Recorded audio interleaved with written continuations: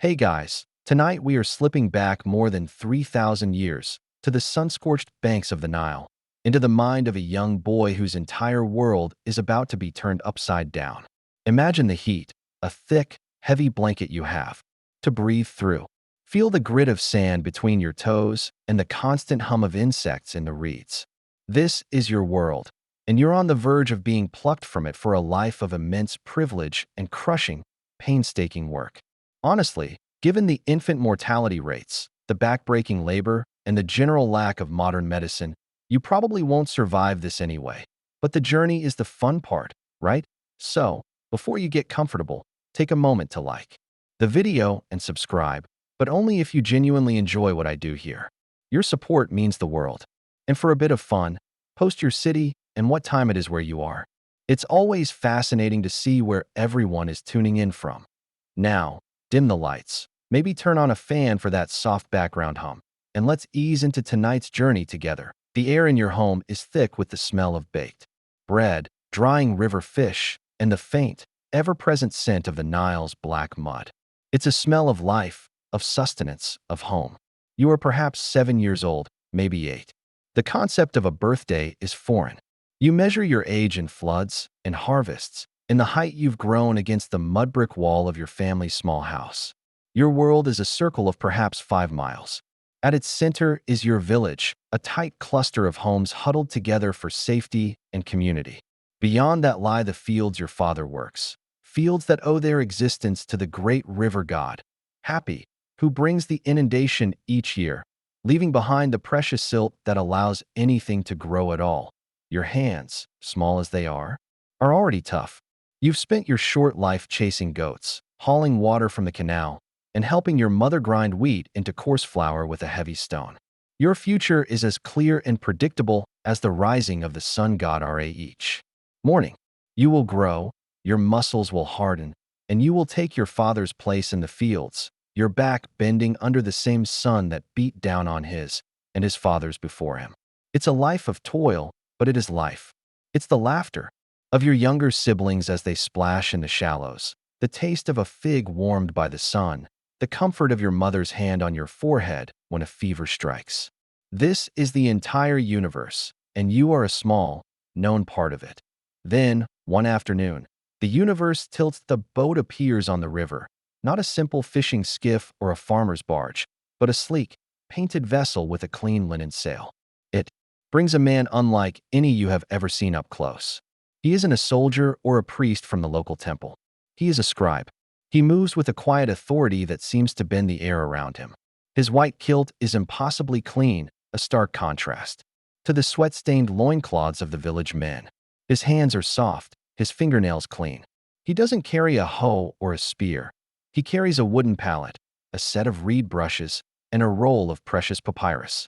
He is a living god walking among mortals, for he can capture speech, trap words, and make them sit still for all eternity. In a world where perhaps only one person in 100 can read or write, this man holds the keys to a kingdom you can't even imagine. He has come on behalf of a temple in a distant city, a place you only know from stories. He is looking for boys. Boys with quick minds and steady hands. Boys who can be molded into the next generation of administrators, accountants, and historians. The cogs of the great Egyptian state machine are greased with ink, and they are always in need of new gears. Your father, his face a mask of awe and terror, pushes you forward. Your siblings huddle behind your mother, their eyes wide. The scribe looks down at you, his gaze sharp and appraising. It's not an unkind look, but it's utterly unsentimental. He's not looking at a child. He's looking at potential, at an investment. Historians still argue whether this selection process was a true meritocracy or if it was simply a matter of who could afford the tuition, a subtle bribe, or had a cousin who knew a guy. Was it your bright, curious eyes that caught his attention? Or was it the small pouch of silver rings your father had pressed into the scribe's hand moments before, a catastrophic sacrifice for your family's meager wealth? You'll never know till he asks you a few simple questions. A riddle about a boat. A quick calculation involving loaves of bread. You stammer out your answers, your heart pounding against your ribs like a trapped bird. He listens, his head tilted. Then he takes your hand, turning it over to inspect your fingers. He is looking for dexterity, for fingers that might one day be nimble enough to dance across papyrus, forming the intricate shapes of birds and snakes and gods. And then he nods. Just a slight, almost imperceptible dip of his chin. A quiet word is spoken to your father. The deal is done. Your life has been sold or saved, depending on how you look at it. Your mother begins to weep silently, a mixture of pride and devastating loss. You are chosen. It feels less like a victory and more like a verdict. Your parents spend the evening telling you how this was your destiny all along. They remind you that your name, perhaps Iemezu, meaning born of the moon, connects you to Thoth, the great ibis-headed god of wisdom and writing. They see it as a sign, a divine fingerprint on your soul. It's a comforting thought, a way for them to make sense of the sudden, violent rupture in your reality. In a culture that believed names held real power, this is the story they will tell themselves long after you are gone. It's easier than admitting that their son was taken away by a stranger in a clean kilt because he was good at a bread riddle. A little bit of divine intervention makes the whole transaction feel less transactional. The departure comes with the morning light. There is no grand ceremony. Your possessions are non-existent. You wear the same simple tunic you wore yesterday. Your mother gives you a small clay amulet of Tarit, the hippopotamus goddess who protects children.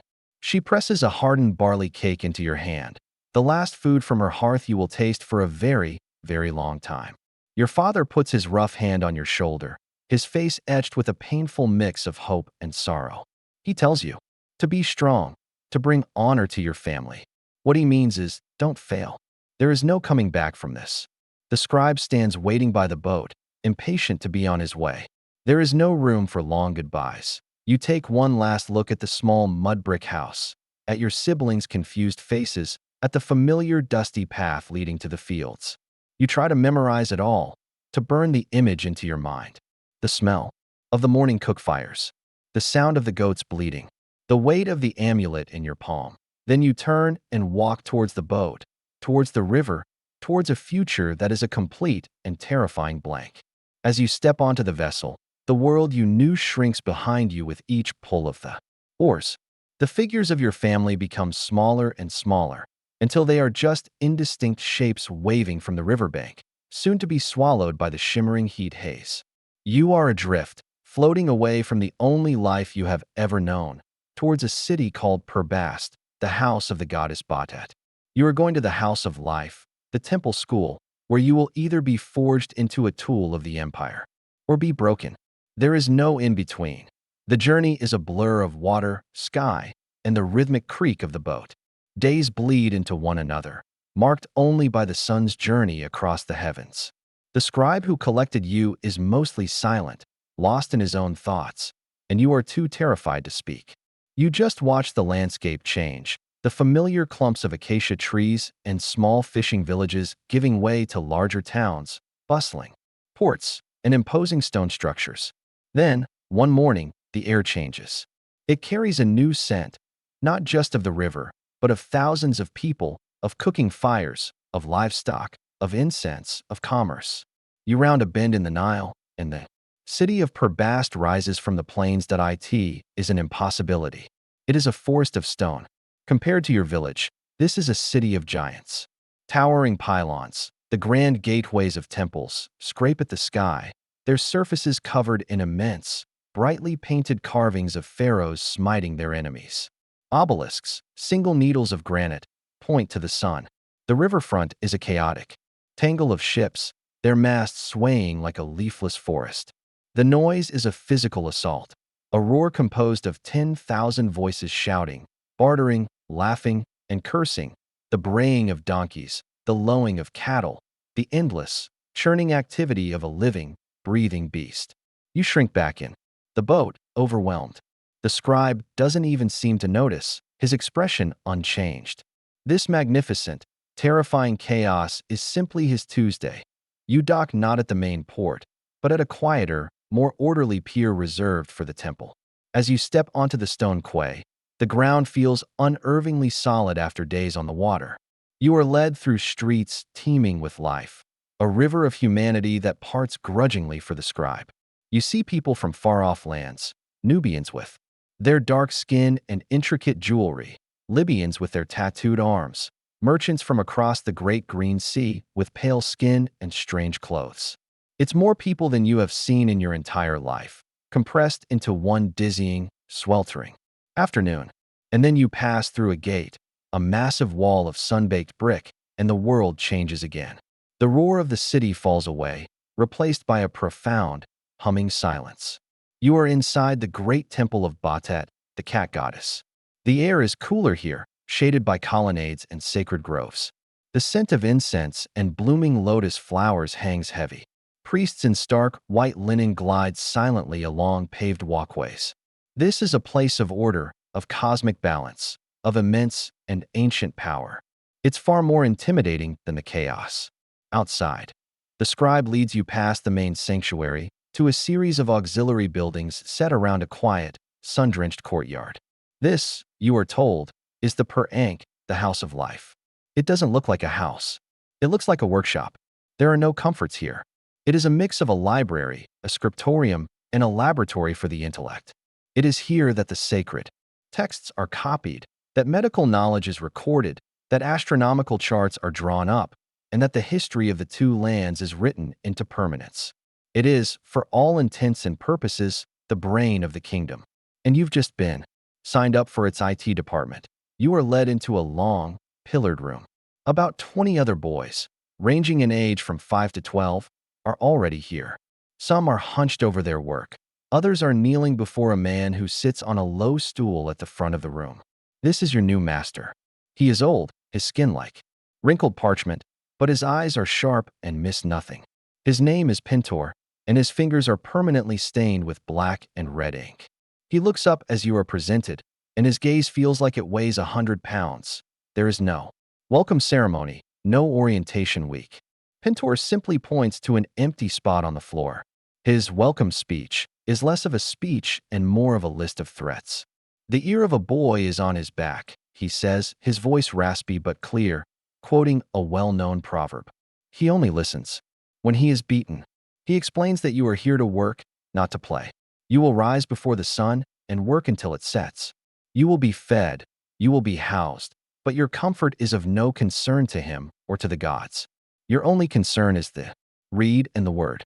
Failure, he explains with chilling calm, will see you sent not back to your village in honor, but to the fields as a common laborer, or worse, to the mines in Nubia. You feel a cold knot of dread tighten in your stomach. Then, you are given your tools. Not a practice set, but the real thing. A servant hands you a scribal pallet.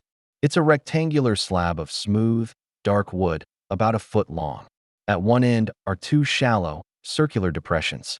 One will hold a cake of black ink made from fine soot mixed with gum arabic. The other will hold red ink, made from ground ochre, used for headings, dates, and important phrases. Running down the middle of the pallet is a groove, and nestled within it are several reed brushes, their ends carefully chewed and cut to a fine point. The pallet is heavier than you expected. It feels important, ancient, and utterly alien. This is your new limb, your new voice, your everything. You are not, however, permitted to touch papyrus. That is for scribes, and you are not a scribe. You are less than a scribe. You are a grubby little boy who barely knows how to hold a tool.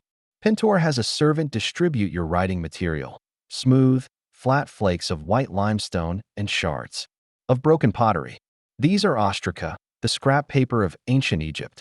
They are cheap, plentiful, and perfect for the clumsy hands of a beginner. Your first lesson is not in writing. It is in sitting. You are shown how to sit cross-legged, your kilt pulled tight across your lap to create a firm, smooth surface. Then, you are shown how to hold the reed brush. Not like a club, not like a toy, but delicately, with your fingertips. Your wrist loose. For the rest of the afternoon, that is all you do. You dip your brush in water. No ink yet. You haven't earned ink. And practice making straight lines on your piece of limestone. Again and again and again. Your back aches. Your fingers cramp. The boy next to you, a nervous child from some far southern town, drops his brush, and Pintor is there in an instant, a thin cane whistling through the air and landing sharply across the boy's shoulders. The boy cries out, then stifles it, his face a mask of pain and shame. The message is clear. There are no mistakes, only punishments. Pintor speaks of the texts you will one day master, listing off great works of literature and wisdom. He mentions the instructions of Amenemhat and the tale of Sinuhe. Historians still argue whether the scribal curriculum was standardized across all the temples of Egypt, a sort of national curriculum dictated from the capital, or if each house of life, like this one in Perbast, had its own regional flavor, preferring its own local stories and patron gods. Listening to Pintor, it feels less like a course of study and more like a mountain range you are expected to climb barefoot as the sun begins to set, casting long shadows through the pillars. The day's work ends. You are led to a simple meal of bread, onions, and beer, the standard fuel of the Egyptian worker. Then, you are shown to a long, bare room lined with reed mats. This is where you will sleep, alongside all the other boys. There is no privacy, no comfort, just the hard floor, and the sound of 20 other children trying not to cry in the dark. You lie on your mat, every muscle in your body aching, and stare into the unfamiliar darkness. The amulet from your mother is a small, hard lump under your tunic. You clutch it, the last piece of your old life, and feel the terrifying, crushing weight of your new one. The first morning in the house of life comes far too early. Darkness still clings to the stone pillars when a sharp clap echoes through the sleeping quarters. There is no gentle awakening, no time to linger in the warmth of your reed mat. You rise with the other boys, your body stiff and sore, and follow the routine that will now govern your existence. A quick wash of your face and hands in a communal stone basin, a meager breakfast of coarse bread, and a sip of water, and then it is time for work. The rhythm is that of a monastery, the discipline that of a barracks. You expect to be sent back to your limestone flake, to spend another day making mindless, watery lines. But Pintor has other plans. Today, you will not learn to write. Today, you will learn what it is you will be writing with. He leads you and a few other new arrivals to a small, dusty chamber at the back of the scriptorium. The air here is dry and smells of minerals and something faintly sweet. This is the ink kitchen. Your first lesson is in creating black, the lifeblood of all administrative and most literary texts. Pintor points to a collection of blackened cooking pots. Your job, he explains, is to scrape the soot from the bottom of them. It seems like simple, menial work, but you quickly learn its infuriating precision. You must scrape only the finest, blackest carbon, leaving behind any greasy residue or cooked-on food. For the next hour, you work diligently, your fingernails and knuckles turning black, collecting a small pile of velvety dust. It gets in your nose, on your tunic. It's the dirtiest you've been since you made mud pies by the river, but this is a sacred kind of grime. Next comes the grinding. You are given a heavy stone mortar and a pestle and shown how to grind the soot. This is not a task of force, but of patience. You must grind and grind and grind, using a steady, circular motion until the gritty powder is transformed into a substance as fine and uniform as dust motes in a sunbeam. Your shoulder begins to burn, your wrist aches, but every time you slow down, Pintor's shadow falls over you, a silent, menacing reminder to keep going. This is the first cost of a single word, the ache in your own body. While you grind, Pintor prepares the binder. Historians still argue whether other binders, like egg whites or animal glues, were used in specific regions or for special purpose inks to achieve different levels of permanence or color vibrancy. But here, in the House of Life at Perbast, you are taught the classic, time-tested method. He shows you a chunk of amber-colored resin, explaining that it is the dried sap of the acacia tree. This is gum arabic. He dissolves it in a small amount of water, creating a sticky, translucent liquid. It looks a bit like honey, but it is the glue that will hold the universe together on a sheet of papyrus. Now for the delicate part. You are to mix your finely ground soot into the gum arabic solution. It's a nerve-wracking process, a kind of ancient chemistry where a single miscalculation means failure. Add the powder too quickly and you get a lumpy, useless sludge. Add too little, and the ink will be pale and weak. Too much water, and it will feather and bleed on the page. You add the black dust a tiny pinch at a time, stirring with a reed, your heart in your throat. You're like the world's most stressed-out barista, trying to get the perfect consistency for a god's morning espresso. Just as the mixture reaches a thick, glossy consistency, Pintor stops you. He produces a tiny, stoppered clay vial. When he opens it, a foul, bitter smell fills the air. He explains that a drop of ox bile is added to the ink. It's a bizarre, slightly disgusting addition. The purpose, he says, is not just practical. It supposedly helps the ink flow smoothly, but magical. This acrid drop will protect the finished document, making the words resistant to being erased by lesser magics or, more importantly, being sneakily edited by a rival scribe trying to alter a contract or a tax record. It's a form of supernatural copyright protection, a bitter little curse mixed right in with the words. Finally, you take the thick, black paste and press it carefully into a small, circular mold carved into a wooden block. You smooth the top and then place the block in a sunny spot in the courtyard to dry. In a few days, this will be a solid cake of black ink, ready to be placed in your palette, activated with a wet brush. You have made something essential. The process for red ink, you learn, is identical, but uses finely ground red ochre, a mineral pigment the color of dried blood, instead of soot. Your hands are stained, your back hurts, but your education in. The unforgiving nature of your tools has only just begun. The next day, you are taken to a different workshop. This one is damp and smells intensely of green, growing things. Piles of long, triangular green stalks are stacked against the walls. They are reeds of Cyperus papyrus, harvested fresh from the Nile marshes. Here, you will learn to make the surface upon which history is written. You watch, and then you learn. To do. The first step is to peel away the tough, green outer rind of the stalk, revealing the starchy, white pith within. This pith is the heart of the papyrus. Then, with a sharp bronze knife, you must slice this pith into the thinnest possible strips, each one as wide as you can make it. This requires a surgeon's steady hand. A strip that is too thick will create a lumpy, uneven page. A strip that is too thin will simply fall apart. For every 10 strips a master can cut, you manage perhaps 2 usable ones. The precious strips are then soaked in water to make them pliable. After that, the true construction begins. On a wet, flat stone you lay the first layer of pith strips vertically, side by side, their edges overlapping by just a fraction of an inch. Then, you lay a second layer on top, this time horizontally.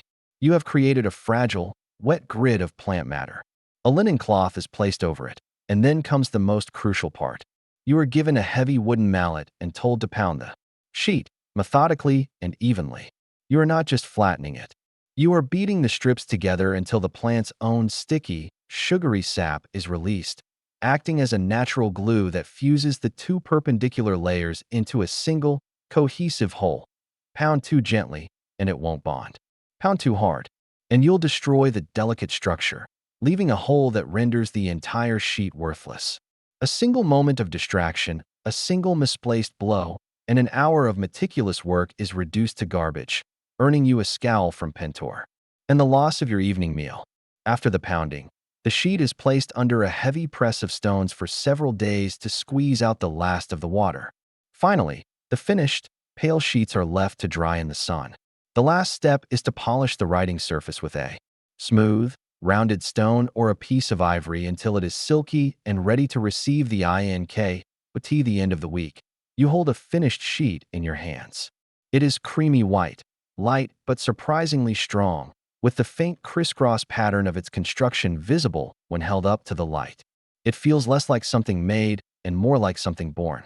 You now understand that every single page is a minor miracle of labor and precision. This knowledge doesn't empower you. It terrifies you. You now appreciate the true cost of a mistake, not just in punishment to your body, but in the waste of this precious, painfully wrought material.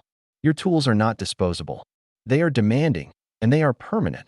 The day finally arrives. It is not announced with any fanfare, it simply happens. Pintor observes you practicing on your limestone shard, your watery lines now firm and confident, your hands steady. He watches you for a long time, his expression unreadable. Then he gives a curt nod to a temple servant, who disappears and returns with a small, rolled-up sheet of papyrus. It's not a perfect sheet. You can see a faint discoloration along one edge, a sign of uneven drying. This is the reject pile, the B-grade material fit only for clumsy beginners like you. To you, it is the most beautiful thing you have ever seen. You are motioned to your spot on the floor.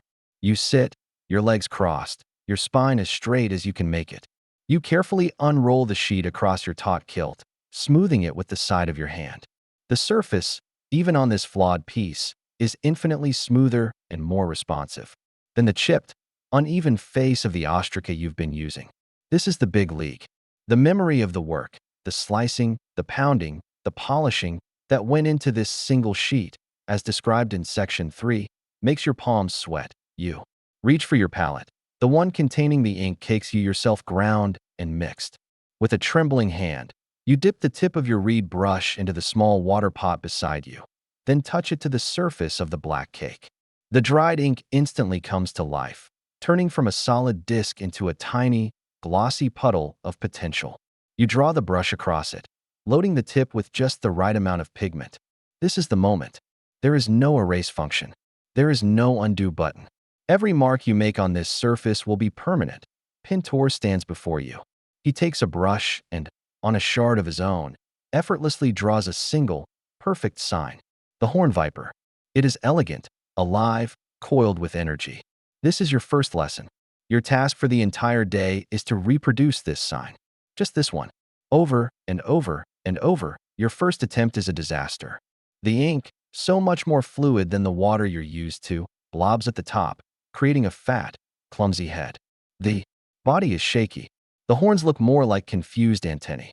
It's a pathetic worm, not a creature of deadly power. You can feel Pintor's disapproval like a physical force. He doesn't speak. He doesn't have to. You dip your brush again, your jaw clenched with concentration. You are not learning to draw a snake. You are learning a new alphabet, a new motor skill, a new way for your brain to command your hand. The horn viper is the sign for the sound. F, one of the simplest and most common of the single consonant signs. Historians still argue whether there was a set, universal order for learning the signs, a kind of ancient, hooked on phonics, or if a master scribe simply taught the signs as they appeared in the practice texts he personally favored. For you, under Pintor, your journey into the world of 1,000 signs begins with this one venomous reptile. All morning, you fill your papyrus with vipers. You write in columns, as you are shown, starting from the right and moving left. The first column is wretched. The second is merely awful. By the time you start the third, a flicker of understanding begins to connect your mind to your fingertips. You learn how much pressure to apply for a thick body, how to lift the brush for a delicate tail, the precise flick of the wrist needed for the horns. It is grueling, mind-numbing work.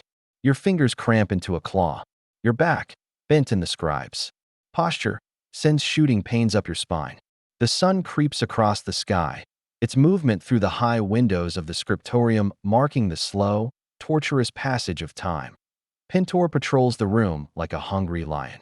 His feedback is not gentle encouragement. He stops by your sheet, points a stained finger at one of your less fortunate creations, and mutters, "This viper is afraid of its own shadow." To the boy next to you, he scoffs. The gods would weep to see such a clumsy reed. His ultimate tool of critique is his cane, which he uses to tap, sharply, on the shoulder or back of a boy whose attention is wandering. It's a constant, low-grade terror that sharpens the focus wonderfully. Late in the afternoon, a new concept is introduced. Pintor draws a few signs together to show you how they are read. He draws a viper, a quail chick, and a human mouth. They face to the right. You read into the faces, he explains, his voice impatient, as if explaining something obvious to a half-wit. The man, the bird, the snake. They look toward the beginning. You follow their gaze. He then draws the same signs, but facing left. Now they look this way. So you read from here.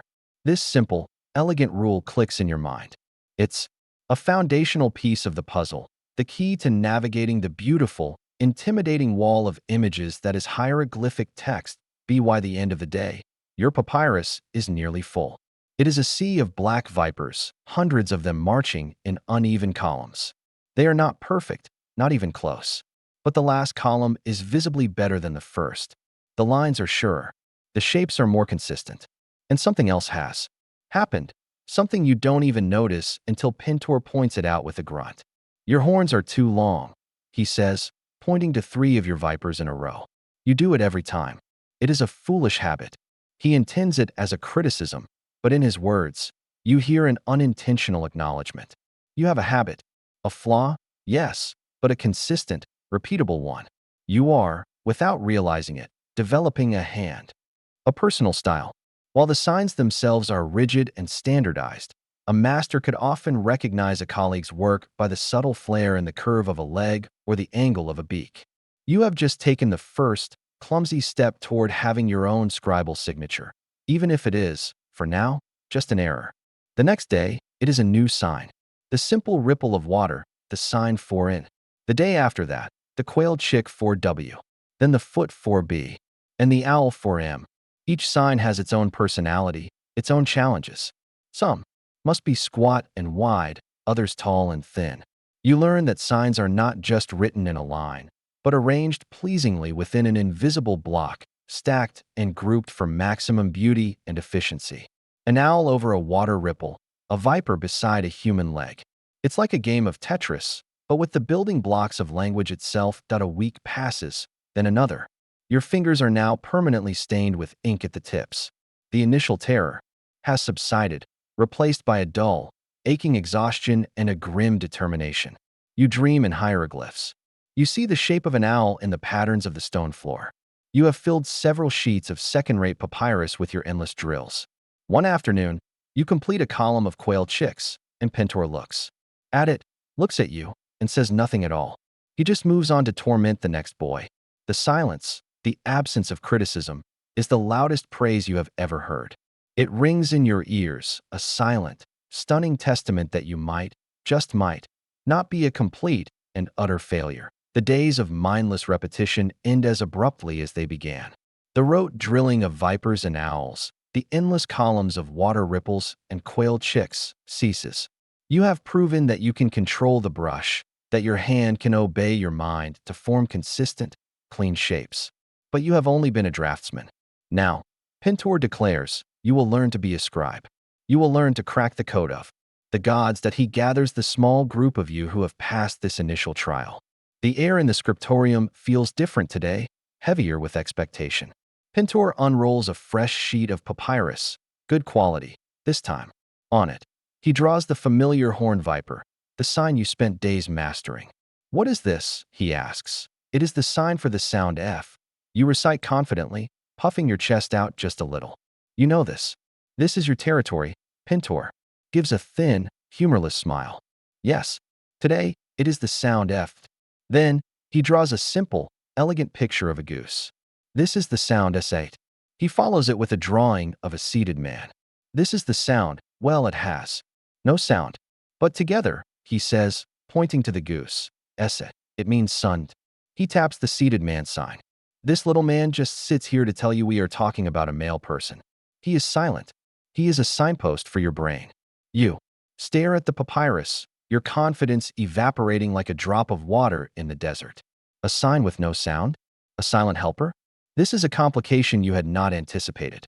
You thought you were learning an alphabet, a straightforward system of symbol for sound. You were prepared for a lot of letters, maybe a few hundred. You were not prepared for the letters to have secret secondary jobs. Then, Pintor delivers the blow that shatters your simple understanding of the world. He draws a perfect, stylized outline of a house, with a single opening for a door. Sometimes, he says slowly, his voice dropping as if sharing a profound secret, this sign is the sound PR. You use it to spell a word. But sometimes, it is simply a house. He pauses to let the weight of that statement sink in. He then draws a circle with a dot in the middle, the sign for the sun you see on every temple wall. And this is the sound array, or it is the sun, the actual, great, burning star in the sky. Your mind stalls. It feels like trying to breathe underwater. How can a sign be two things at once? How can it be both a simple sound and a whole, complex idea? It is the same shape, the same ink, the same strokes of the brush. But its meaning, its very essence, can flip in an instant. This, you realize, is the heart of the great puzzle. This is what separates the farmers in the fields from the men who rule them. It's a language designed for 4D chess, and you've just been told you're playing it. Hieroglyphs, you are now beginning to understand, are not just one system. It's three systems, all tangled together in a beautiful, maddening dance. There are the phonograms, the signs that represent sounds, like the Viper 4F. These are the ones you've been practicing.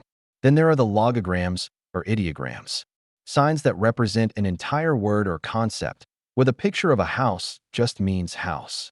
And finally, there are the determinatives, the silent signposts at the end of words, like the seated man, that give the reader a clue about the category of the word. Is it a god, a man, a place, an abstract idea? Your brain feels like it's buffering. It's as if you learned your ABCs, only to be told that the letter B can also just mean the word building, and that sometimes it's silent, but you stick it at the end of the word house, just to remind everyone you're talking about architecture. It's brilliant, it's powerful, and it is profoundly, intimidatingly complex. Historians still argue whether the system began as pure picture writing and gradually acquired phonetic values, or if this stunningly complicated dual system of sound and image was a foundational concept from its very invention. As you sit there, trying not to let your jaw hang open, you suspect it was designed to be this tricky from the very beginning. It's not a bug, it's a feature. A security feature deep in your awe and terror. Pintor briefly unrolls a dark, ancient-looking papyrus. The script on it is recognizable, yet bizarrely different. Common signs are missing, replaced by strange, elaborate new ones. This is a hymn to Ammonius Ra, he says quietly. The signs are chosen so that only the highest priests of his temple can read it. The word for God is not written with the usual Nedger sign, but with a cryptic emblem of a sacred falcon. This is not writing to communicate. This is writing to conceal. He rolls it back up. The message is clear. The system is infinitely more complex than you can imagine. There are levels of initiation, secret handshakes written in ink, and you are at the very bottom, looking up at a mountain of knowledge so high its peak is lost in the clouds. The rest of the day is a mental struggle. Pintor gives you a simple, practice sentence on an ostrakhan. The scribe writes on the papyrus roll. You stare at it. You see the signs you know how to draw, but now you have to dissect them. You sound out SSH for sesh, the word for write. But the first sign, the one that looks like a scribal kit, is also a logogram for the word scribe itself. Which is it? You look at the end of the word and see a seated man determinative, the silent signpost telling you it's a person. So, scribe. Your head hurts. You move to the next word. You spell it out phonetically. At the end is a picture of a papyrus roll tied with a string. That's another determinative, this one telling you the word is related to writing or abstract concepts. Slowly, painfully, like prying open a locked chest, you begin to decipher the meaning. It takes you nearly an hour to work through 3 simple words. But when you finally understand it, a jolt of exhilaration shoots through you. It's a feeling of immense power. You have not just read words. You have unlocked a puzzle. You have read the code. You finally understand why they call it Midu Netcher, the words of the gods. It is a divine, intricate system weaving together the concrete and the abstract, sound and image, speech and silence. It is designed to be difficult, to protect knowledge and consolidate power in the hands of the few, the chosen, the literate, in the hands of men like Pintor. And if you don't, lose your mind, in your hands, too. The weight of that potential is heavier than any stone, more precious than any roll of papyrus. You are no longer just making shapes. You are learning the language of eternity. The intellectual thrill of cracking the God code lasts for approximately one evening. You fall asleep with your head buzzing, full of the secret, interwoven dance of sound, image, and meaning. You feel like you've been initiated into a great mystery. You wake the next morning to discover that initiation is just another word for a much more painful phase of training. The days of patiently drawing single signs in neat columns are over. Now, the real drills begin. Pintor stands at the front of the room, his stance rigid, his voice a low monotone. He begins to dictate, not single words, but full sentences. The farmer plows the field. The priest offers incense to the god. The soldier is brave in battle. They are simple statements, the kind of thing you might find in a child's first reader.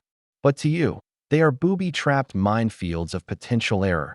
You must listen, hold the sentence in your head, and then begin the frantic, high-stakes puzzle of transcription.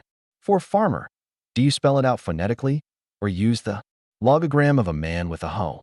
Which one is more efficient? Which one is proper in this context? For plows, you spell out the sounds, but what determinative do you put at the end?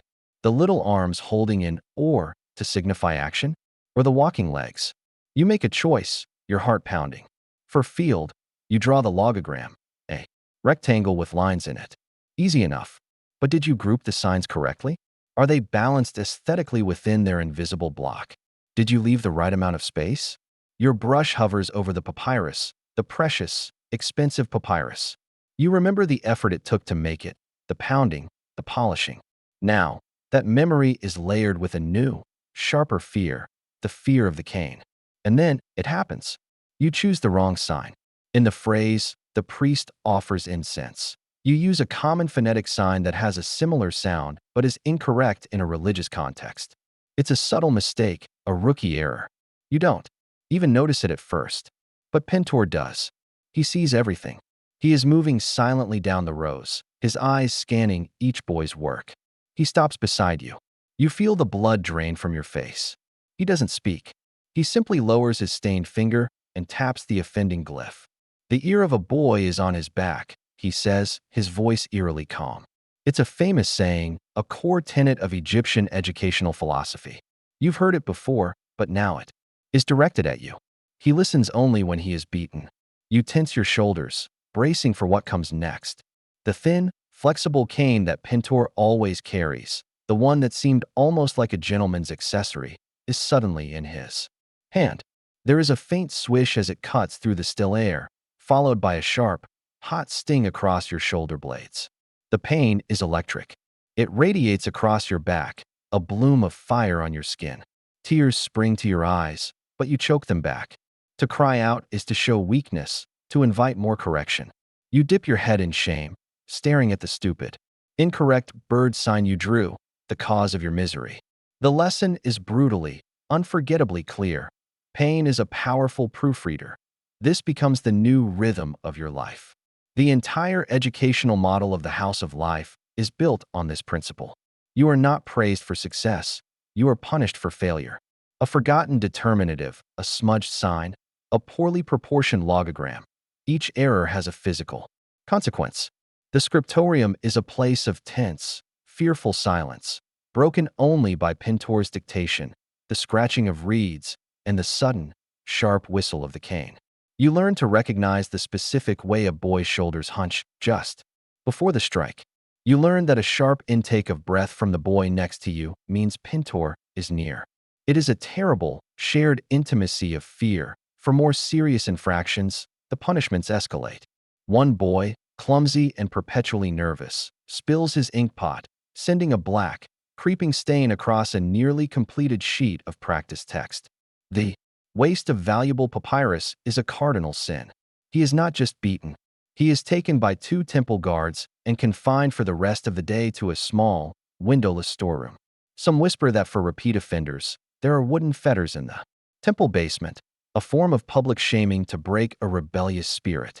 You learn to guard your inkpot as if it were your own heart. Historians still argue whether this extreme discipline was born of a genuine belief that pain was the only path to learning, a kind of educational sadism, or if it was also a calculated method of weeding out all but the most resilient and obedient candidates for the state bureaucracy.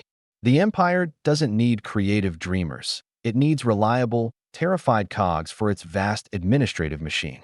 This school is a filter, and the cane is the mesh, catching and discarding anyone not tough enough or meticulous enough to survive. Alongside the dictations are the chanting drills. Pintor leads you in a monotonous, endless recitation of lists. You chant the titles of the pharaoh, the Horus, mighty bull, appearing in Thebes, lord of the 2 ladies. You chant the names of the major gods and their principal cities. You chant lists of professions, of animals, of plants, of foreign lands. The information is hammered into your brain through relentless, vocal repetition, your voice joining the drone of the other boys until the words lose all meaning and become pure sound, a rhythm that embeds itself in your memory, days and weeks. Of this grind you down. Your body is a map of dull aches and remembered stings. But something else is happening too. You are learning. The fear is forging you into something new. You begin to anticipate your own mistakes. You triple-check your determinatives. You pause before using a logogram to ensure it's the correct one. Your hand becomes steadier, your mind sharper. The complex web of rules from Section 5 is slowly, painfully, moving from conscious thought to instinct. There comes an afternoon when Pintor dictates a particularly tricky sentence involving a legal term and a noble's title. You work through it, your mind racing, your hand flying across the papyrus. You finish, your heart hammering, and wait for the inevitable inspection. You watch as Pintor's shadow falls over your work. He leans in, his eyes tracing the line of glyphs. Your entire body is coiled like a spring, ready for the blow. He lingers for what feels like an eternity. Then, he makes a small grunt, a sound deep in his throat, and moves on to the next boy. Nothing happens. The absence of pain is a staggering, overwhelming relief. It is more potent than any word of praise could ever be. You have succeeded. You have navigated the minefield and emerged unscathed. You look down at the elegant, correct line of text you have produced, the ink black and perfect against the pale papyrus. You understand now. The reed you write with is your tool, but the reed cane is your shepherd. It is a cruel guide, but it keeps you on the path. It is beating you into a scribe. Your shoulders carry a permanent, ghost-like memory of the cane. The fear has not vanished, but it has been hammered into a kind of hypervigilance, a state of constant, low-level awareness that has made your work sharp and precise. And with that precision comes a new privilege. The days of dictation drills. Enchanting lists are behind you. Pintor has deemed you ready for the next great stage of your education. You are no longer just practicing the craft of writing. You are now tasked with preserving its content. You are going to copy real books that a temple servant places a wooden chest in the center of the scriptorium, and from it, Pintor withdraws several old, well-used papyrus scrolls. These are the master copies, the textbooks of the House of Life. He hands one to you. It is heavier than you expect, and as you carefully untie the leather cord and unroll the first few inches, you are met with the faint, dry, sweet smell of ancient paper and long-dead ink. The scroll is covered in columns of beautiful, confident hieroglyphs, a stark contrast to your own still-developing hand. This is not a practice sheet. This is wisdom. This is literature. Your first assignment is a text known as the Instruction of Ducati, though you will come to know it simply as the Satire of the Trades. It is perhaps the most important piece of propaganda ever written for your future profession. It is, in essence, the ancient Egyptian equivalent of the world's most effective and brutal college recruitment brochure. Its purpose is simple, to convince you, a young, impressionable boy, that every single job in the entire kingdom is a miserable, back-breaking, soul-crushing nightmare. Except for the glorious, comfortable, revered life of a scribe. You begin to copy, your brush moving with a new sense of purpose. For the first time, you are not just transcribing sounds or isolated sentences. You are following a narrative, an argument. The text, written as a father's advice to his son on the way to scribal school, paints a vivid and horrifying picture of the common man's lot. You write of the blacksmith, his fingers like the claws of a crocodile, stinking more than fish roe. You copy the lines describing the barber, who toils until dusk, only earning enough to collapse onto his sleeping mat. You meticulously form the glyphs that describe the potter, covered in dirt, his body ravaged by the potter's wheel, living like an animal in the mud. There's the weaver, hunched in his workshop, his knees pressed to his stomach, unable to breathe fresh air. The laundryman, spending his days by the riverbank with crocodiles, beating clothes on the stones. The soldier, marching through the desert, drinking foul water, beaten like a piece of papyrus for any infraction. As you copy these grim portraits, one after another, the lesson sinks in, exactly as intended. You remember the calloused hands of your own father, the smell of the fields, the life of toil you so narrowly escaped. The text is validating your choice, or the choice made for you. It is programming you to feel not just fortunate, but superior. It is the foundational document of your new class identity. Being a scribe isn't just a job. It's a salvation from a life of filth and misery. Every elegant reed bird you draw is a testament to the fact that you will never have to carry one. While you work from the master scroll, you notice something fascinating. Tucked into one of the columns is a slightly misshapen sign, an obvious error.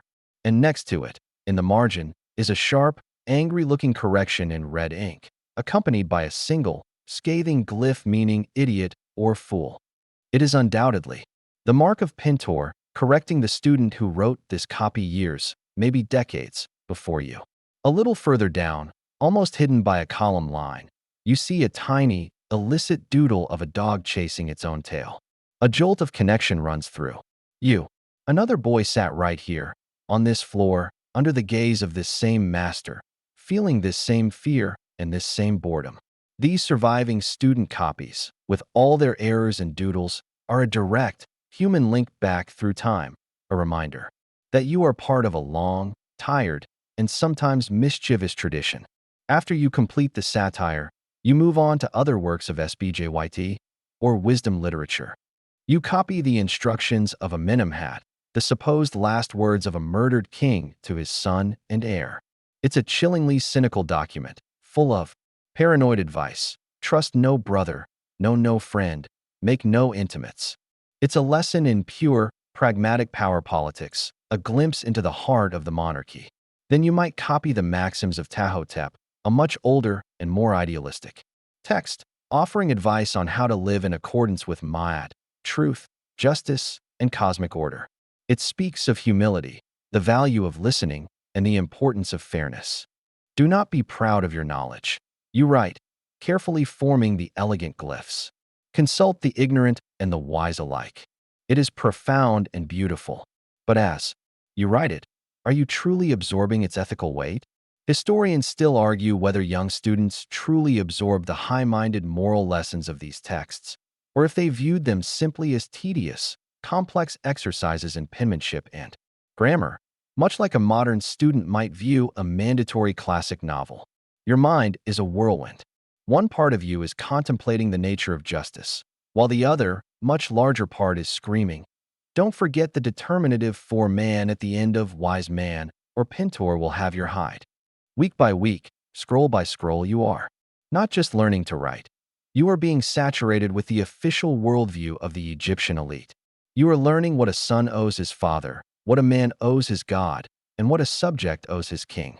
The texts define your reality, reinforce the social hierarchy, and teach you your precise place within it. It's a powerful, subtle form of indoctrination that occurs alongside your technical training. Finally, after what feels like an eternity, you complete your first full scroll. It is your own copy of the satire of the trades. You have checked it for errors until your eyes burned. You roll it tightly, tie it with a fresh leather cord, and present it to Pintor, your hands trembling slightly. He takes it without a word, unrolls it on his lap, and begins to scan. The silence is deafening. He finds 3 minor errors, which he circles with red ink for you to correct later. But he doesn't discard it. He rolls it back up and places it on a shelf with other completed student works. It is accepted. You have done it. You have taken a piece of ancient wisdom and replicated it. You have become a living, breathing link in the great chain of scribal transmission that holds the entire culture together. You are no longer just a boy who can write. You are a guardian of the words themselves. You have become a connoisseur of the sacred word. Under Pintor's unblinking gaze, you have learned to craft glyphs with elegance and precision. You can form a perfect falcon, its eye sharp and its wings majestic. You can render the subtle curve of a lotus flower, the powerful coil of a cobra. Your copy of the maxims of Tahotep sits on a shelf, a testament to your hard-won artistry. You feel, for the first time, a sense of deep, professional pride. You are a guardian of the beautiful, eternal Midu nature. This feeling lasts until Pintor decides it's time to shatter your illusions once again. One morning, he gathers your small group of advanced students. You have learned to write for the gods and for the walls of tombs. He begins, his voice flat. This is good. It is a noble art. It is also, for most purposes, completely useless. He lets that statement hang in the air, a deliberate splash of cold water on your quiet satisfaction. The empire is not run on beautiful pictures of falcons, he continues. The granaries are not filled by perfectly formed owls. An army cannot be supplied by scribes who take an hour to write a single, reverent sentence. What you have learned is the formal tongue, the language of eternity. Now, you will learn the language of right now. He unrolls a document on his lap. It is not a handsome literary scroll. It's a messy, cramped sheet of papyrus covered in what looks like a series of frantic, abstract squiggles. It's a list of some kind, with numbers and names. To your trained eye, it's an abomination. The signs are rushed, malformed, and bleeding into one another. It looks like someone tried to write hieroglyphs during an earthquake. This, Pintor says, is hieratic. This is how a scribe actually works. He proceeds to demonstrate. On a fresh sheet, he draws the glorious hieroglyph for scribe, the seated man holding the palette and brush. It takes him several careful, deliberate strokes. Then, next to it, he makes a single, rapid, looping flick of his wrist. The result is a shape that looks something like a stylized number 2 with a tail.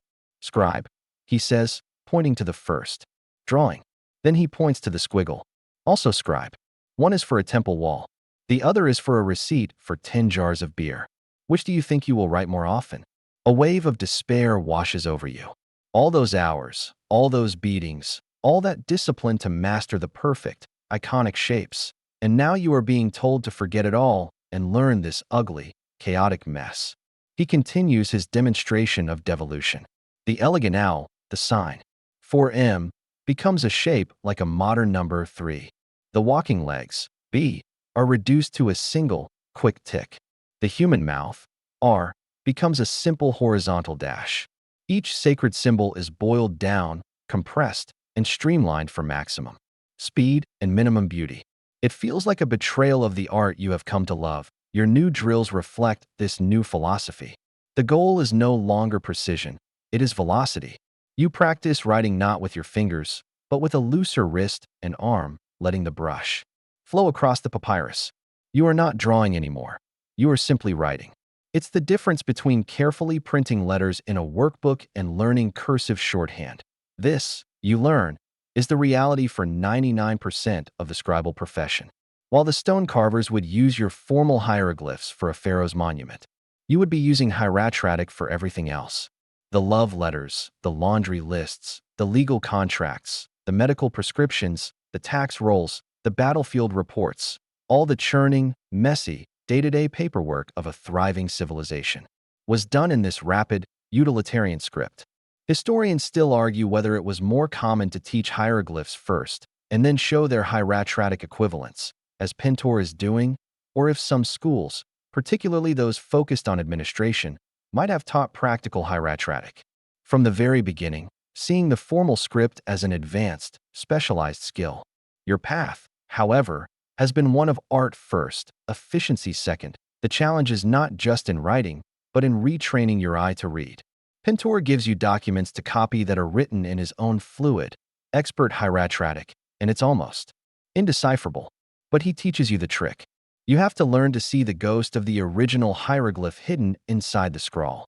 You squint at a squiggle, and suddenly you see it. The memory of an owl's head, the echo of a viper's horns. You also learn about one of hieratic's most powerful and frustrating features, ligatures. Pintor shows you how 2 or even 3 separate hieroglyphic signs can be combined into one unbroken, fluid stroke of the brush in hieratic. It is the key to true scribal speed, allowing a scribe to write a common cluster of signs as a single unit. It is also deeply personal. Each scribe develops his own unique shortcuts, his own way of joining signs. To learn to read another scribe's hand is to learn his personal dialect of the script. It's like trying to read a doctor's prescription. You have to be initiated into that specific brand of scrawl. The content of your work changes dramatically. You are no longer copying the profound maxims of Tahotep. Now you copy a bill of lading for a shipment of cedar wood from Byblos. You transcribe a tally of the temple's goat herd. You practice writing out a standard marriage contract. It's incredibly mundane. There is no high-minded philosophy in a list of linen bolts. But as you work, you begin to feel a different kind of power. This is not the abstract, spiritual power of the literary man. This is the concrete, practical power of the administrator. These boring lists are the sinews of the empire. Without these records, nothing functions. Slowly, painfully, your brain begins to build the bridge between the two. systems. A new fluency develops. You can read a formal inscription on a temple wall and then turn around and dash off a quick administrative note in hieratic. You are becoming bilingual in your own language. One day, Pintor dictates a list of supplies needed for a religious festival. Without thinking, your hand flows across the papyrus, the loops and ticks and dashes appearing as if by magic. You finish the list, and it is quick, it is efficient, and it is legible, at least to the trained eye. It is not beautiful, but it is work. And you realize with a jolt that you have become a tool the empire can truly use. You have achieved a new level of fluency. Your hand can now glide across papyrus, dashing off hieratic memos and lists with a speed and confidence that would have seemed impossible months ago. You feel competent, useful. You think you are finally getting the hang of this scribe business. And that, of course, is Pintor's cue to introduce you to a fresh new world of intellectual pain. A scribe who can write but cannot reckon is a useless ornament. He announces one morning, his voice cutting through the quiet scratching of reeds. Words describe the world. Numbers rule it. Today, you learn to speak the language of order.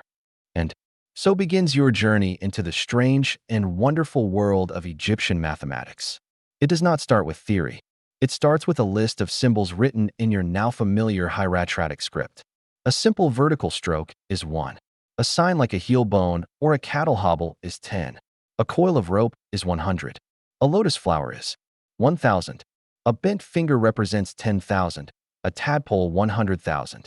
And for 1,000,000, the symbol is the god He, the personification of infinity, kneeling with his arms raised as if to hold up the sky, a gesture you find entirely appropriate for a number so vast it feels like it could crush you. The system is base 10, which feels familiar, but it is not positional. To write the number 345, you don't worry about place value. You simply draw 3 coils of rope for cattle hobbles and 5 strokes. It's straightforward, a bit like using Roman numerals. Addition and subtraction are delightfully simple. To add 125 and 43, you just gather all the symbols together, 1 coil, 6 hobbles, 8 strokes, and you have your answer, 168. It is the only easy thing Pintor will ever teach you. Multiplication is where the real fun begins. Your mind, used to a world of times tables and simple multiplication, is not prepared for the Egyptian method. It is an elegant, powerful, and deeply weird system based entirely on doubling and adding. Pintor gives you a problem. Calculate 13 times 25. There are no multiplication tables to memorize. There is only the process. You create 2 columns on your practice ostrakhan. In the first, you write the number 1. In the second, you write 25. Then, you begin to double both sides, writing the results underneath. 125, 254, 108, 200. You stop here because doubling 8 would give you 16, which is larger than the 13 you are multiplying by. Now for the clever part. You look down the first column and find the numbers that add up to 13. That would be 8, 4, and 1. You put a little mark next to them. Then, you find their corresponding partners in the second column, 200, 100, and 25. You add only those marked numbers together. 200 plus 100 is 300. Add 25, and you get 325. 13 times 25 is 320-5. It is a stunning piece of mathematical logic. It feels like a magic trick. It means that any 2 numbers can be multiplied by anyone who can count, double, and add. It is the math of a civilization without pocket calculators, a brute force method that is slow, takes up a lot of papyrus, but is absolutely foolproof. Division, you learn, is simply the same trick in reverse. Just as you start to feel clever, Pintor introduces you to fractions, and your world dissolves into a nightmare. With one major exception, a special symbol for 2/3, the Egyptians refuse to acknowledge the existence of any fraction that isn't a unit fraction. They do not have a concept for 3/5 or 7/8. Everything must be expressed as a sum of fractions with a numerator of 1. So, a simple fraction like 3/4 must be written and calculated as 1/2 plus 1/4. A more hideous fraction, like 4/5, becomes 1/2 plus 1/4 plus 1/20. Every calculation involving fractions becomes a monstrous puzzle of finding the correct series of unit fractions. It is here that many scribal students fail, their minds unable to perform the convoluted steps required. It is a test of pure mental stamina. To help with the most common fractions, those used for measuring grain and supplies. Pintor shows you a special, sacred symbol, the eye of Horus, the wedjat. He explains that after the god Horus's eye was torn out in battle, the god Thoth magically reassembled it. Each piece of the healed eye now represents a fraction. The right side of the eye is 1/2, the pupil is 1/4, the eyebrow is 1/8, and so on, down to 1/64. It is a beautiful, mythical calculator, a holy instrument used to ensure the temple granaries are properly accounted for. It is the perfect fusion of the divine and the deeply practical. You are no longer solving abstract problems. You are put to work on the real business of the state, your calculations scribbled in swift hieratic. A field of 12 sedet yields 100 sacks of barley per sedet. The temple tax is 1/10. The palace tax is 1/12. Calculate the shares and the farmer's remainder. Your head swims with fractions. 10 workers are building a wall. Each requires 4 loaves of bread and 2 jugs of beer per day. Calculate the supplies needed for a 10-day week. You perform the multiplication by doubling, your columns of numbers filling the page. One day, you are given a problem involving the slope of a ceremonial ramp. You calculate the seeked, the ratio of horizontal run to vertical rise, a key element of Egyptian architecture. The same principles, Pintor says, gesturing vaguely towards the distant, hazy shapes of the great pyramids far to the south, built the stairways to heaven for the ancient kings. But, he adds, historians still argue whether the complex geometry and precise slopes of the Great Pyramids were achieved through these simple, additive mathematical techniques alone, or if there was a lost body of master builder knowledge that we have yet to rediscover. The thought is humbling. The math you struggle with so mightily might just be the simplified remnant of a greater, forgotten science. You are becoming a machine for calculation. You are the engine that allows the state to quantify itself, to manage its resources, to turn the chaos of harvests and labor into predictable, taxable order. It's a different kind of power than the one you felt copying literature. It's less glamorous, certainly, but as you sit there, effortlessly calculating the amount of grain needed to feed an army, you realize this is the true skeleton of the empire. And you, the humble scribe, are the one who gets to count the bones. Your mastery of mathematics has made you a valuable asset in the practical, day-to-day running of the temple estate. You can calculate crop yields, manage payrolls for construction workers, and divide rations with a precision that borders on instinct. You are a master of the material world, of the numbers that govern the living. But the living are temporary. Now, Pintor decides, you are ready to work on matters of permanence. You are ready to work for the dead. He leads you away from the bustling, business-like section of the house of life, with its dusty ledgers and administrative chatter. You enter a different wing of the temple complex, a place you have never been allowed before. The air here is still and cool, thick with the scent of old papyrus and heavy incense. The silence is profound, broken only by the whisper of priests' linen robes on stone floors. This is the scriptorium dedicated to funerary works. This is where souls are prepared for their final journey. Your first commission is waiting. A wealthy nobleman, a vizier's cousin named Kilonius, has recently gone forth into the West, and his family has spared no expense for his journey through the afterlife. Your task, under Pintor's direct and unforgiving supervision, is to help create his funerary scroll. This is not a practice exercise on a chipped ostracon. This is not a copy of a literary text for a library shelf. This is a living document of magic, a map that a man's soul will depend upon for all of eternity. The pressure is a physical weight. In the pit of your stomach, Pintor unrolls the master scroll from which you will work. It is a magnificent example of the spells for coming forth by day, the text modern people will one day call the Book of the Dead. You learn quickly that it is not a single, cohesive book with a beginning and an end. It is a vast collection of over 200 individual spells, incantations, and hymns. A scroll for a deceased person is a custom-selected playlist of these spells, chosen by the family based on their wealth and specific fears about the afterlife. It is a combination passport, travel guide, and book of cheat codes for the great beyond. You will use your formal hand. Pintor instructs, his voice a low whisper. The gods do not read hieratic. He reminds you that every word you write is an act of magic. To inscribe the name of a demon is to give the deceased power over it. To draw a boat is to provide a real vessel for travel in the underworld. To make a mistake in a god's name is to risk offending them. To write a spell incorrectly is not a typo. It is a failed enchantment, a broken sword in a spectral battle. A single error could leave Kinemonius' soul to be devoured by monsters, or to wander in darkness forever. There has never been a better motivation to check your work. Your first assignment is Spell 125, perhaps the most critical part of the entire journey, the negative confession and the weighing of the heart. You will write the words, while a more skilled artist draws the accompanying illustration or vignette. You begin to copy the elegant, formal hieroglyphs, your hand moving with excruciating care. You write the words Kinemonius' soul will speak before the 42 divine judges in the Hall of Two Truths. I have not committed sin. I have not committed robbery with violence. I have not stolen. I have not uttered lies. I have not made anyone weep. As you write, you can almost see the scene unfolding, the great scales, with Kinemonius' heart on one side and the single, pure feather of the goddess Maat, truth itself, on the other.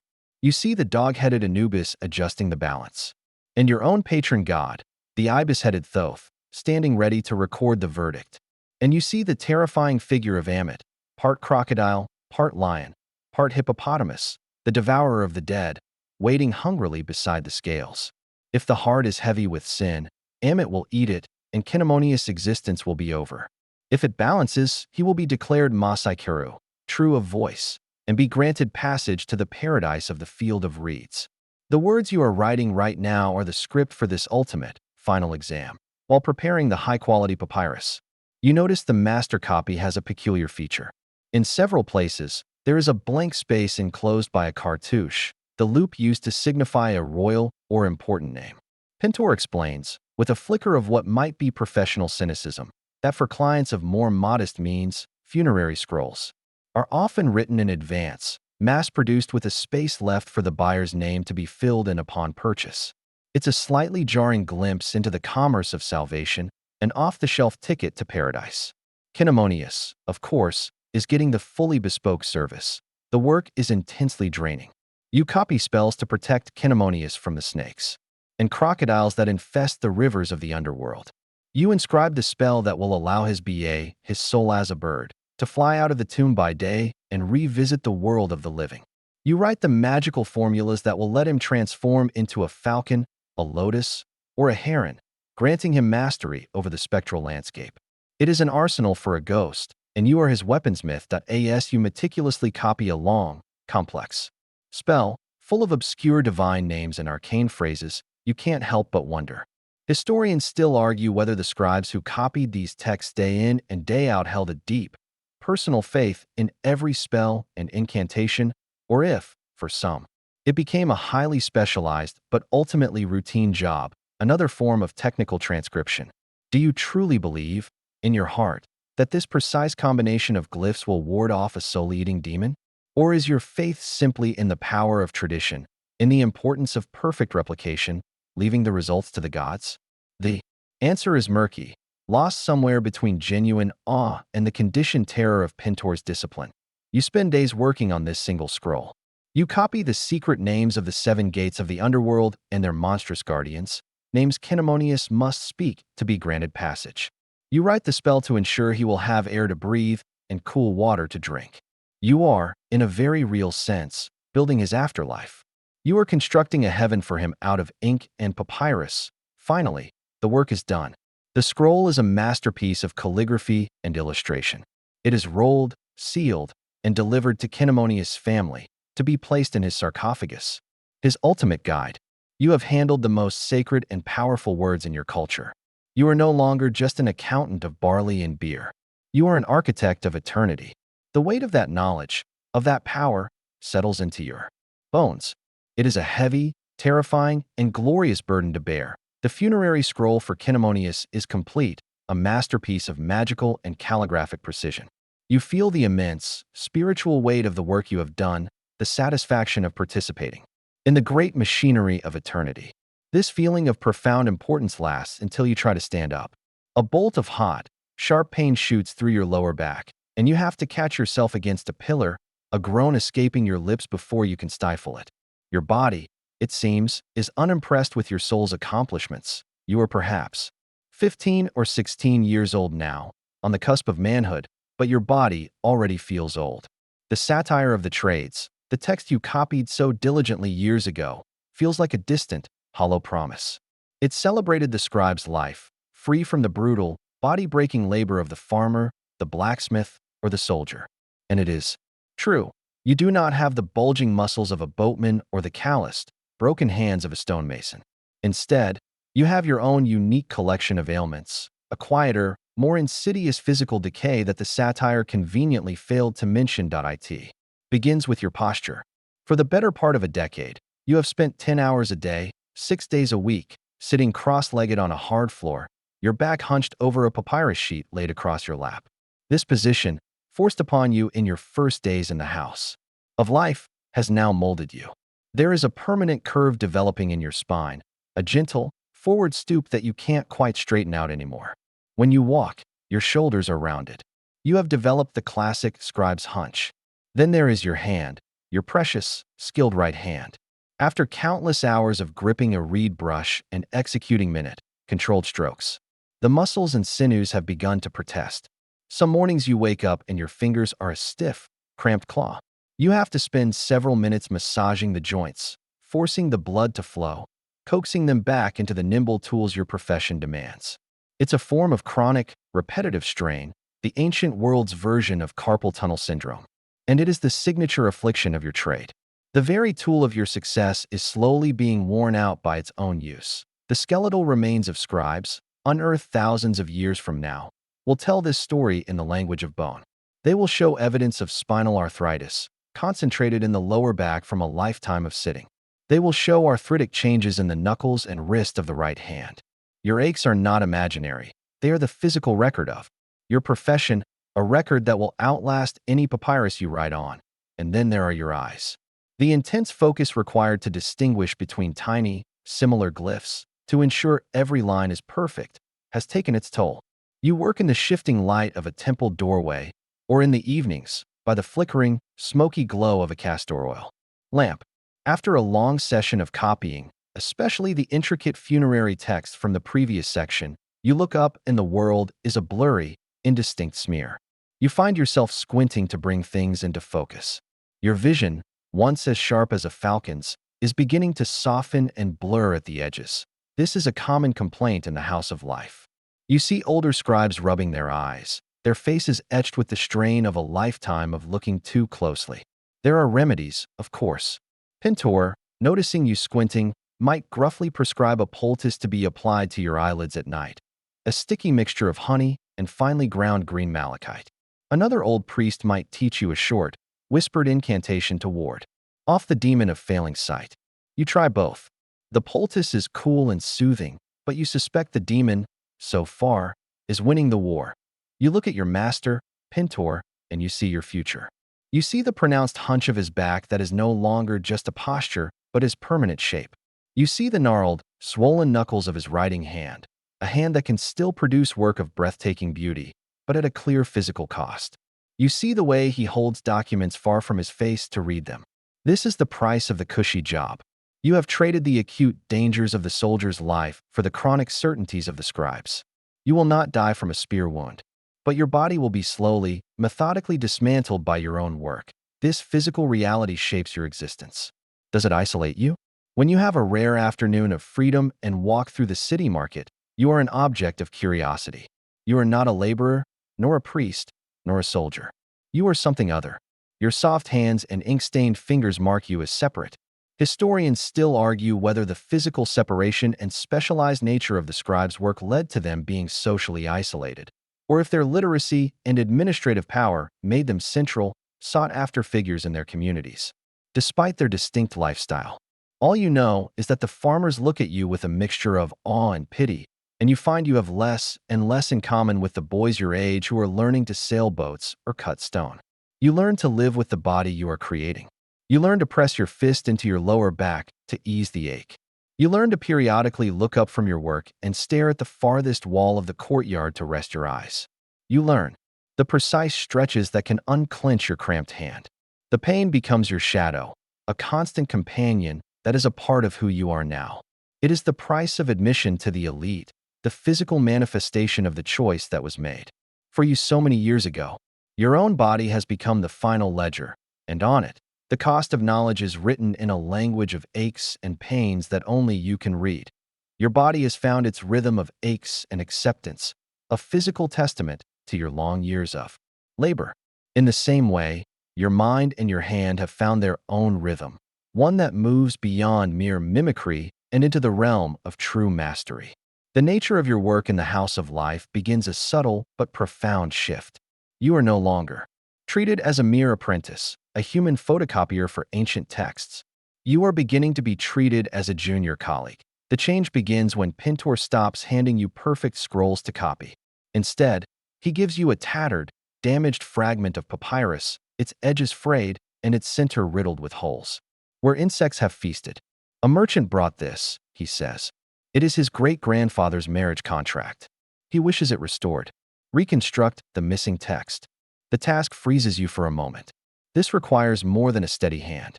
It requires interpretation, judgment. You must study the surviving phrases, understand the standard legal formulas of that era, and then logically deduce what the missing words must be.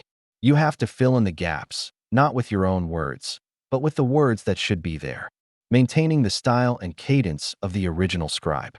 It is a puzzle that tests your deep knowledge of law, language, and history. It is the first time you are asked not just to see, but to understand as you work. You notice something else has firmed up, something beyond your knowledge. It's your hand. For years, you try to make your hieroglyphs look exactly like Pintor's. Now, they simply look like yours. Your horn viper sign has a particular, confident curve. Your owl has a look in its eyes that is recognizably your own. Your hieratic flows with a certain predictable rhythm and spacing. Just as your physical body has been shaped by your work, so too has your calligraphic style. It is your signature, as unique as your own face, and other scribes are beginning to recognize it. This is the great leap from craftsman to artist, from technician to intellectual. High-level scribes in the service of a temple or a nobleman were not just copyists. They were composers, editors, and rhetoricians.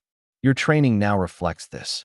Pintor gives you a verbal message from a local landowner who needs to send a stern but respectful complaint to a superior official in the capital. Your task is to draft the letter. You must choose the correct honorifics, employ the right flattering phrases to soften the complaint, and structure the argument with elegance and force. You pull from the wisdom text you memorized, weaving in a classic proverb here, a subtle literary allusion there, to signal that your master, and by extension, you, is a man of culture and education. It is in this advanced stage that you are introduced to the most secret and delightful layer of the scribal arts, wordplay. One afternoon, Pintor shows you a line from a famous love poem. The word for beloved is written with a combination of glyphs that could, if read differently, also mean to pass by. The poet has created a deliberate, poignant ambiguity. Is the beloved present, or is she gone? It is a puzzle box of emotion, and its key is the flexible, multi-layered nature of hieroglyphic writing. This was the secret handshake of the truly elite. To be able to not only read the surface meaning of a text, but to spot the clever puns and double meanings hidden within it, was the mark of a truly superior mind. It required a total command of the script and its vast vocabulary. You begin to hunt for these moments in the old texts, and when you find one, it's like discovering a hidden chamber in a familiar house. As you learn to compose your own texts, you are faced with a curious challenge. You are not expected to invent wildly new things. Originality, in the modern sense, is not the goal. The highest art is to take the established, traditional phrases, the classic metaphors, the ancient proverbs, and to combine them in a new and uniquely skillful way. Historians still argue whether the concept of originality as we know it existed for ancient scribes, or if the highest form of literary art was considered the masterful and seamless recombination of traditional phrases and established ancient wisdom. You are not a fountain, creating new water from nothing. You are a master canal builder, expertly redirecting the ancient, life-giving waters of tradition. You present your draft of the landowner's letter to Pintor. He reads it in silence, his face an impassive stone mask. He makes a few corrections, pointing out a slightly clumsy phrase and suggesting a more potent, archaic alternative. He notes that you missed an opportunity to use a particular title for the official being addressed, a subtle flattery that would have cost you nothing. You brace for the usual criticism. Instead, he looks at you and gives a single, sharp nod. This is not entirely contemptible, he says. Write the final copy. Coming from Pintor, this is the equivalent of a poetic ode in your honor. It is the highest praise he is capable of giving. It is an acknowledgement that you have passed beyond the need for the cane. Your errors now are matters of style and judgment, not of ignorance. The quiet confidence begins to settle in you, as permanent as the ink stains under your fingernails. You are no longer just a boy from the Delta. You are a sesh, a scribe. You can read a contract and see its hidden loopholes. You can interpret a damaged medical text. You can compose a letter that can soothe an angry official or threaten a lazy debtor. You have a voice, and you have a hand. And soon, the time will come to put them both to the final test. After years of being shaped by the relentless pressures of the house of life, a new kind of quiet settles upon you. You have mastered the forms, the math, the literature. You have found your hand. You have even earned a grunt of approval from Pintor. You almost allow yourself to feel comfortable. And that is when the summons comes. Pintor informs you and two other senior students, boys who have shared your journey of ink stains and aching backs, that the time for judgment has arrived. In 3 days, you will present yourselves for examination before the chief scribe of the Temple of Batet. All the years of training, the endless drills, the beatings, the memorization, the moments of terror and tiny triumphs, it has all been leading to this. This is the great filter. Pass, and you join the 1% of the population that holds the keys to power. Fail, and you face a future of profound shame, likely spent doing the very manual labor you were trained to despise. The next 3 days pass in a blur of nervous energy. There is no point in cramming. The knowledge is either in you or it is not. Instead, you spend your time in quiet preparation. You carefully clean your wooden palette, ensuring the wells for the ink are spotless. You select your finest reed brushes, checking their tips for any sign of fraying. You meditate on passages from the maxims of Tahotep, not to study, but to calm your racing heart with their ancient, steady wisdom. You are sharpening your tools and your mind for the final, decisive battle. The day of the examination arrives, cool and still. You are led not to your usual noisy scriptorium, but to a silent, formal chamber within the temple's inner sanctum, a room usually reserved for the highest levels of priestly administration. The air is heavy with incense and the weight of centuries. Seated at a long table are 3 men. One is the chief scribe, an old, imposing man whose face seems carved from granite. The other 2 are senior masters from other temple departments, scribes whose reputations are legendary. They are the judges. And sitting apart from them, to one side, is Pintor. He is not here as your teacher or tormentor today. He is a silent observer, his hands folded in his lap, his face betraying nothing. His presence makes your heart pound even harder. You are his creation. Your performance is his report card. The examination begins. There are no pleasantries. The chief scribe gestures to a stack of pristine papyrus and a set of ink pots. This is a multi-day affair, a comprehensive audit of your entire being. The first day tests your fundamental fluency. You are given a scroll containing a hymn to Osiris, written in the most beautiful, formal hieroglyphs. Your task: transcribe a long passage into swift, clean, administrative hieratic. The ink must not smudge, the lines must be even, the ligatures must be correct. It is a test of speed and clarity.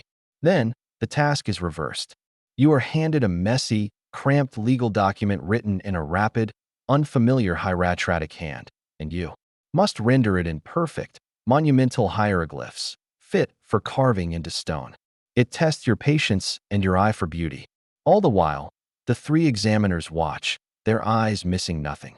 The only sound is the dry scratch of your brush. On the page, Day 2 is a descent into the unforgiving world of practical application. The morning is dedicated to mathematics. You are given a single, epic story problem on a papyrus sheet. It describes a project to build a new canal. You must calculate the volume of earth to be moved, the number of workers needed, their daily rations of bread and beer, which involves the nightmarish fractions, the tax revenue from the surrounding fields required to fund the project, and the total number of days the work will take. You must show every step of your doubling and halving, your columns of figures sprawling across the page. It is a test of logic, endurance, and your ability to impose order on chaos. In the afternoon, you face a test of composition. The prompt is a hypothetical scenario. A trusted general has been accused of treason by a rival. You are to act as a scribe in the service of the pharaoh's vizier. Your task is to draft 2 documents. First, a formal summons for the general to appear at court, a document that must be both authoritative and respectful. Second, a secret, internal memorandum for the vizier, summarizing the case and outlining potential political consequences. This is a test of your rhetorical skill, your understanding of protocol, and your ability to adopt different voices, as you learn to do in Section 12. That the final day is the most terrifying. There is no writing. You stand before the 3 examiners. This is the oral defense. They fire questions at you. Recite the opening of the tale of Sinew.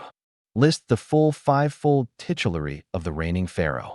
What is the proper form of address for a letter to the high priest of Ammonius at Thebes? They point to a passage in your mathematical exam. Explain your reasoning for this calculation. They hold up your legal draft. Why did you choose this honorific instead of that? 1.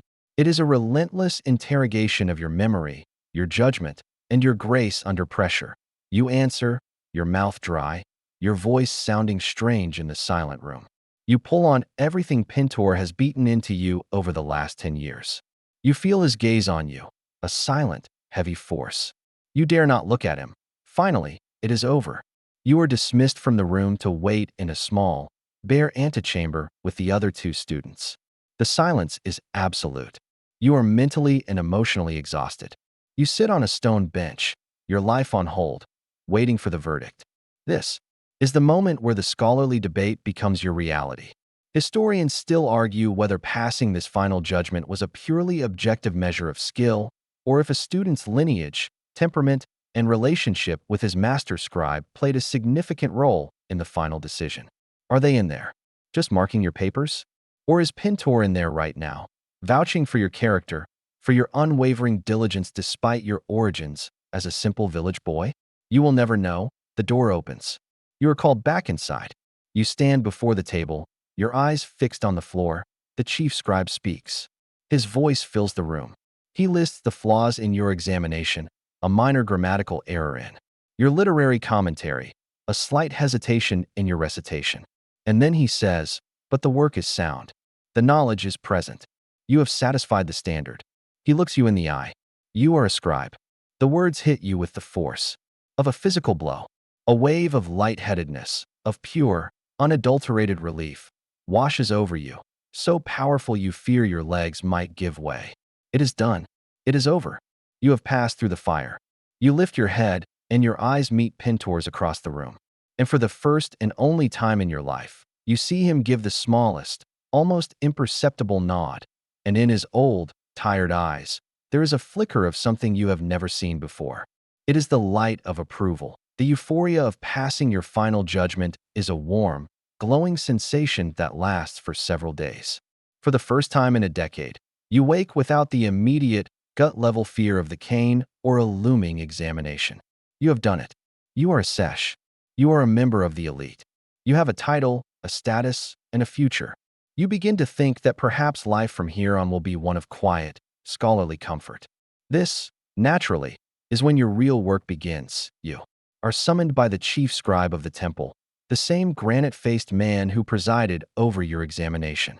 He does not offer congratulations. He offers a commission.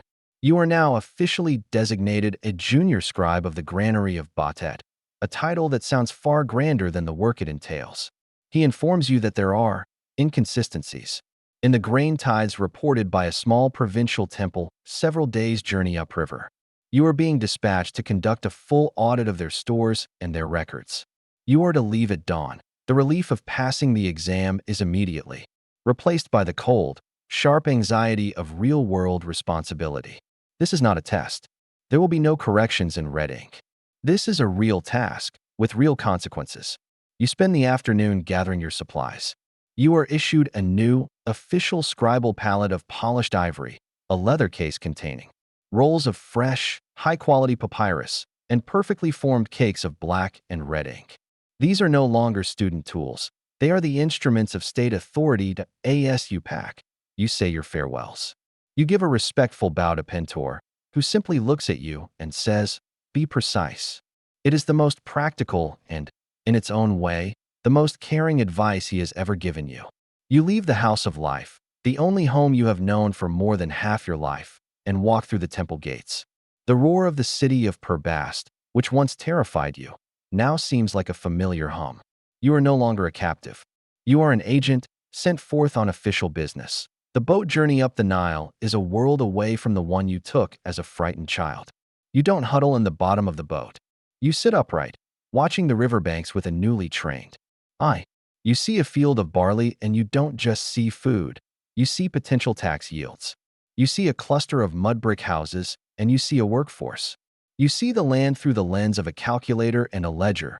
You arrive at the small town of Hetsebek after 3 days. It's a dusty, sleepy place, ruled by the rhythms of the sun and the river. You present your sealed papyrus credentials to the local mayor and the chief priest of the town's small temple to the crocodile god, Sobuk. They greet you with an almost painful display of hospitality. The smiles are too wide, the bows too low. You are young, barely a man, and they are trying to gauge if you are a naive boy to be flattered and fooled or a genuine threat to their cozy local arrangements. Your audit begins the next morning. You unseal the doors of the temple granary, and the hot, thick smell of old grain, dust, and mice hits you, the smell of wealth and sustenance. Your task sounds simple. Measure the contents of the granary and reconcile the numbers with the temple's records. You methodically begin your work. With the help of temple servants, you measure the grain by the hecate, the standard unit. Your swift hieratic script recording the totals to verify the income side of the ledger. You must first confirm the size of the fields from which the temple draws its tithes. For this, you work with the local harpadanaptai, the rope stretchers. You watch, fascinated, as they take a long rope with 12 knots tied at equal intervals and quickly configure it into a perfect 3-4-5 triangle on the ground, establishing a true right angle from which to measure a farmer's rectangular plot. It is the beautiful, simple geometry from your lessons brought to life, a practical magic for recreating order after the chaos of the annual flood. You record their measurements, your hieratic flying across the page. Then you retire to the small room they have given you, and you begin the math. You take the local ledgers, written in a cramped, sloppy hand, and you begin to check the numbers. And it is here, in the quiet solitude of your room, that you find the rot. The numbers do not align. The multiplication is clumsy. The subtractions are creative. The fractions are a disaster.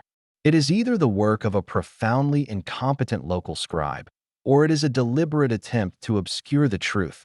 Your calculations show that based on the size of the fields and the reported quality of the harvest, the granary should be at least 1/5 fuller than it is. A significant amount of grain has vanished. You now face the most difficult part of your job, one they did not teach you in the drills. You must confront the chief priest. The conversation is a masterpiece of passive aggression. You present your figures.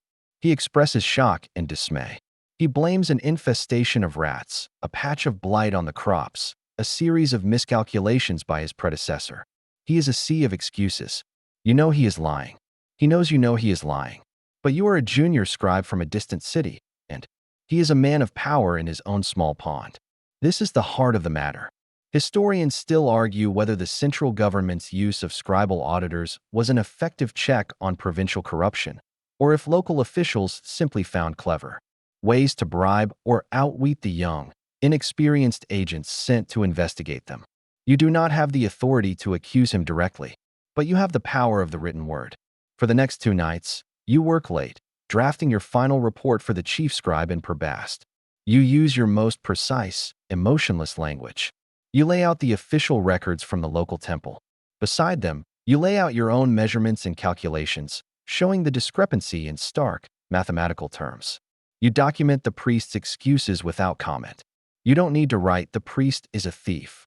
The numbers you have assembled say it for you. It is the most powerful piece of writing you have ever composed. With your report sealed, your work here is done. You take the boat back downriver, leaving the smiling priest and his half-empty granary behind you. You have stepped beyond the walls of the school, faced the messy, compromised reality of the world, and you have used your skills not just as an exercise, but as a tool for truth. Pentor's voice echoes in your head. Be precise. You were, and you know, with a grim certainty, that your precision is about to cause a great deal of trouble for a certain priest of the crocodile god. You are no longer just a graduate. You are a functioning part of the great, remorseless machine of the state. Decades have passed since you first walked out of the house of life, an officially sanctioned scribe with a clean palate and a heart full of nervous pride. The memory of that first audit, of the lying priest and the flawed ledgers, is now just one story among hundreds. You have traveled the length of the two lands, from the dusty southern border of Nubia to the marshy expanse of the Delta.